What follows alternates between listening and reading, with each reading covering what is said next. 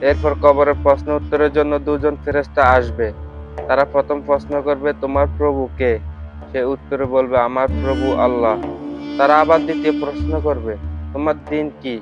সে উত্তরে জবাব দিবে, আমার দিন ইসলাম। তারা আবার তৃতীয় প্রশ্ন করবে, এই ব্যক্তিকে চেনো যাকে তোমাদের কাছে পাঠানো হয়েছে? সে উত্তরে বলবে, সে আল্লাহর রাসূল। তারা বলবে, তুমি কিভাবে জানলে? সে উত্তরে বলবে, আমি আল্লাহর কিতাব পাঠ করেছি, তার প্রতি বিশ্বাস স্থাপন করেছি, তাকে সত্য বলে স্বীকার করেছি। তখন আসমান থেকে একজন আহ্বানকারী বলবে, আমার বান্দা অবশ্যই সত্য বলেছে, তাকে জান্নাতের বিছানা বিছিয়ে দাও, তার কবরের সাথে জান্নাতের একটি দরজা খুলে দাও।